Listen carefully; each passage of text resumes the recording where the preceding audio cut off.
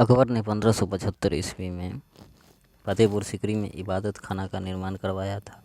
1575 ईस्वी में फतेहपुर सिकरी में इबादत खाना का निर्माण करवाया था इबादत खाना का निर्माण कराया था एवं 1578 में इसे पुनः 1578 में इसे इबादत खाना अर्थात पूजा घर को सभी के लिए खोल दिया और इसने कहा कि अब सभी धर्म के लोग यहाँ आ जा सकते हैं।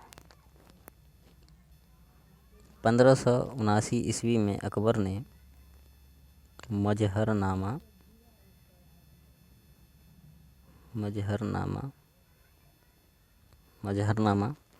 अर्थात दैवीय अधिकार या अमोघत्व के सिद्धांत को लागू किया था।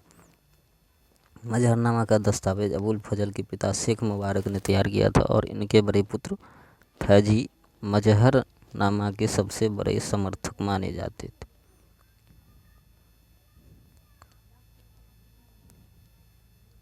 मजहरनामा के सबसे बड़े समर्थक माने जाते थे। अकबर ने 1580 ईस्वी में सती प्रथा को समाप्त अकबर ने 1580 ईस्वी में सती प्रथा को समाप्त किया था और अकबर ने 1582 ईस्वी में दीन ए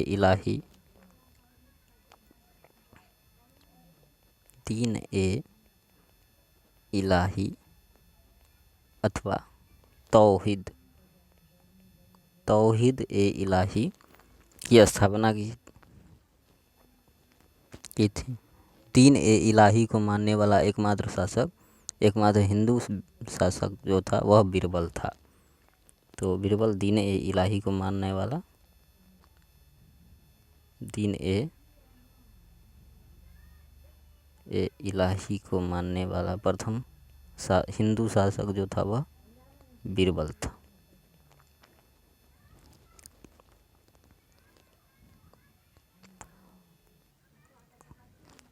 अकबर के द्वारा 1583 ईस्वी में इलाही संवत की शुरुआत की गई थी। 1583 ईस्वी में इलाही संवत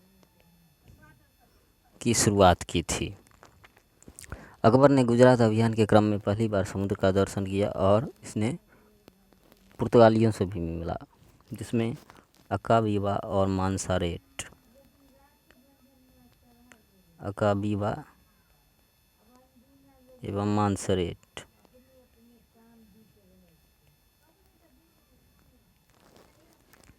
मानसरेट नामक पुर्तगाली से मिला और इसने ईसाई धर्म के बारे में अकबर को बताया। अकबर के व्यक्तित्व पर पारसी धर्म का प्रभाव भी दिखाई पड़ता है, इसलिए इन्होंने दस्तूर मेहरजी राणा को आमंत्रित किया जिसने अकबर को पारसी धर्म की शिक्षा दी। तो दस्तूर मेहरजी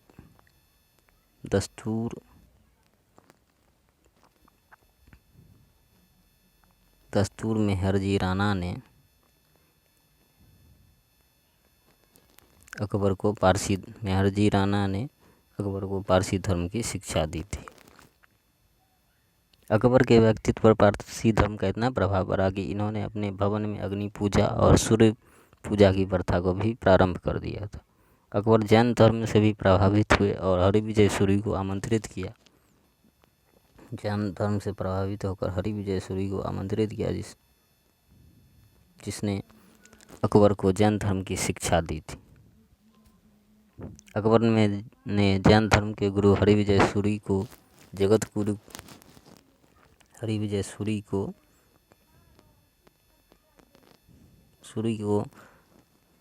गुरु की उपाधि प्रदान की थी। जैन धर्म के गुरु हरिविजय सूरी को जगत गुरु की उपाधि से अकबर ने सम्मानित किया था। अकबर ने दार्शनिक एवं धर्मशास्त्रीय विषयों पर वाद विवाद के लिए अपनी राजधानी फतेहपुर सिकरी में इबादत खाना अर्थात प्रार्थना भवन की स्थापना करवाई, जिसमें सभी धर्मों के विद्वान शामिल होते थे। अकबर ने समस्त धार्मिक मामलों को अपने हाथों में लेने के लिए 1587 में मजहरनामा की एक घोषणा करवाई, जिसमें उसे धर्म के मामलों में सर्वोच्च बना दिया। इस पर 5 इस्लामी धर्म विवादों के हस्ताक्षर थे। इसने जजिया एवं तेज कर को भी समाप्त किया था। अकबर ने सभी धर्मों में सामंजस्य स्थापित करने के लिए 1582 ईस्वी में तौहीद इलाही अथवा दीन इलाही नामक परंपरा को प्रवर्तित किया, जिसमें अल्लाहू का मंत्र दिया जाता था। अकबर ने 1583 में एक नए कैलेंडर इलाही संवत को जारी किया। यह एक धर्मनिरपेक्ष शासक हुआ था। अकबर की शासन व्यवस्था की बात करें तो अकबर ने संपूर्ण साम्राज्य को 15 सूबों में विभक्त कर दिया था। सूबों को सरकार, परगना तथा गांव में विभक्त किया गया था। इनका कार्यभार निम्नलिखित अधिकारियों द्वारा संचालित होता था।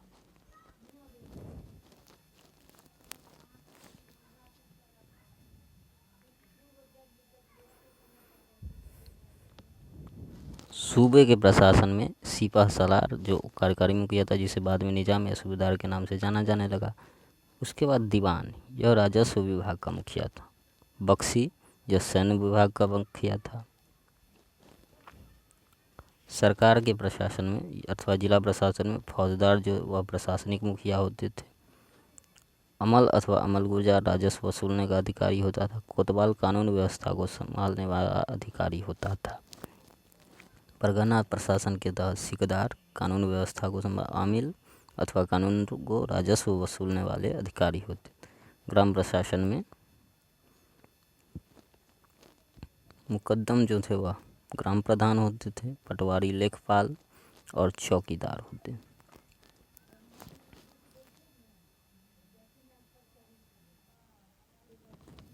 अकबर की मनसबदारी प्रथा जो सबसे महत्वपूर्ण मानी जाती थी। मनसबदारी व्यवस्था का संबंध मूलतः सैन्य व्यवस्था से था, जिसमें कुछ विशेष श्रेणी के घुड़सवार एवं कुशल सैनिक नियुक्त किए जाते थे, जो राजा के प्रति घनिष्ठ निष्ठा रखते थे। इसके अंतर्गत प्रत्येक अधिकारी को एक पद, मनसब अथवा जात दे दिया जाता था, जिसके अधीन या निश्चित मात्रा में सवार घुड़सवार एवं कुशल सैनिक होते थे। प्रत्येक घुड़सवार को 2 घोड़े रखने होते थे। मनसबदारों को अपने वेतन के बदले राजस्व वसूलने का अधिकार होता था। अकबर के समय में मनसबदारों की 33 श्रेणियां थी, जो 10 से 1000 सैनिकों को अपने पास रखते थे। मनसबदारों की नियुक्ति सैन्य विभाग का सर्वोच्च अधिकारी मीर बख्शी के द्वारा की जाती थी।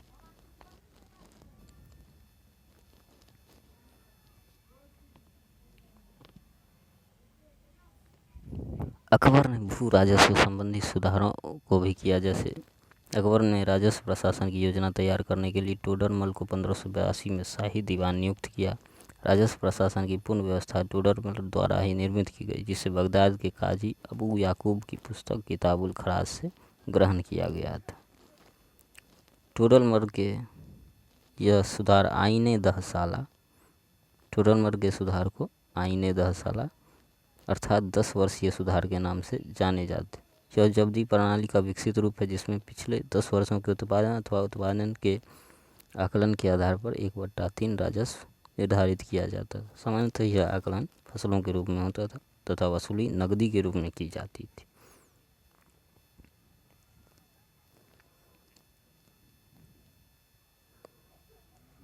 कानूनगो, यह एक राजस्व अधिकारी होता था, जिसका कार्य राजस्व संबंधित आंकड़े एकत्रित करना था। करोरी, यह 1 करोड़ दाम, इतने रुपए जो है वह राजस्व की वसूली करने वाला अधिकारी था। करारा भी एक तरह करोरी के जैसा ही राजस्व वसूली करने का अधिकारी था। अकबर ने उत्पादकता के आधार पर कृषि योग्य भूमि को 4 भागों में विभाजित किया था, जिसमें पोलज, जिस पर प्रतिवर्ष खेती की जाती थी, उस भूमि को पोलज कहा जाता था। प्रति, जिस वर्ष पर एक वर्ष के अंतराल पर खेती होती थी, उसे प्रति कहा गया। चाचर, उस भूमि को कहा गया जिसे 3 से 4 वर्षों तक बिना बोए छोड़ा जाता था। एवं बंजर,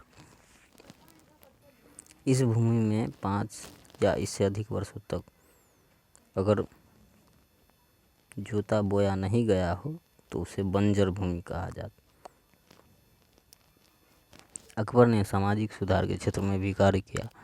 इसने युद्ध बंदियों को दास बनाने की परंपरा समाप्त की, विधवाओं को पुनर्विवाह के लिए प्रोत्साहित किया, सती प्रथा पर प्रतिबंध लगाया एवं बाल विवाह को भी निषेध किया। इसने विवाह के लिए लड़कियों की आयु 16 वर्ष एवं लड़कों की आयु 14 वर्ष भी निर्धारित किया। अकबर के राजपूतों के साथ संबंध। यह प्रथम शासक था जिसने राजपूतों के साथ मधुर संबंध बनाए। मेवाड़ राजपूतों को छोड़कर से सभी राजपूतों ने इसकी अधीनता स्वीकार कर ली थी।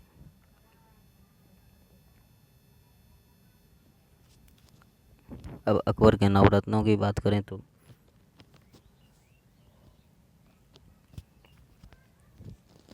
जिस प्रकार प्राचीन काल में गुप्त वंश के शासक चंद्रगुप्त द्वितीय के दरबार में नवरत्न रहते थे, उसी प्रकार अकबर के दरबार में भी रहते थे, जिनका संक्षिप्त वर्णन किया गया है।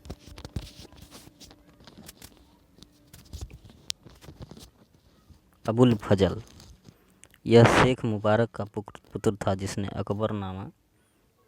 अबुल फजल ने अकबरनामा ग्रंथ की रचना की थी। अकबरनामा ग्रंथ की रचना अबुल फजल ने की थी। यह अकबर के नवरत्नों में फारसी विद्वान व सेना नायक होता था। फैजी, यह अबुल फजल के बड़े भाई थे। इनको अकबर ने राजकवि के पद पर नियुक्त किया था। यह मजहरनामा और दीन इलाही के कट्टर समर्थक थे और फारसी विद्वान व कवि के रूप में यह नवरत्नों में से थे। बीरबल को हाजिर, जवाबी एवं चतुर मंत्री कहा गया। बीरबल का बचपन का नाम महेश दास था। महेश दास। यह अकबर के नवरत्न में शामिल थे और उनके मित्र के समान थे। अकबर ने इनको कवि प्रिय और राजा की उपाधि से सम्मानित किया था।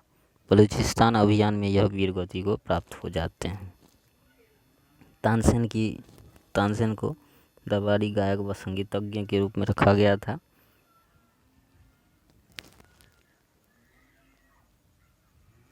तानसेन यह सबसे बड़ी संगीतज्ञ थे।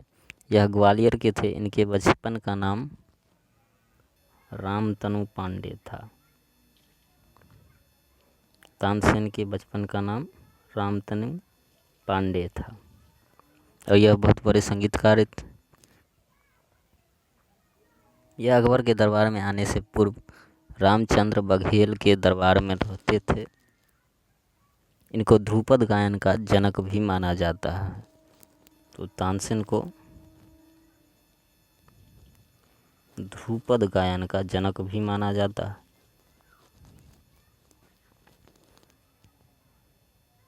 तानसेन ने कई रागों को जन्म दिया, जैसे मियाँ की टोड़ी,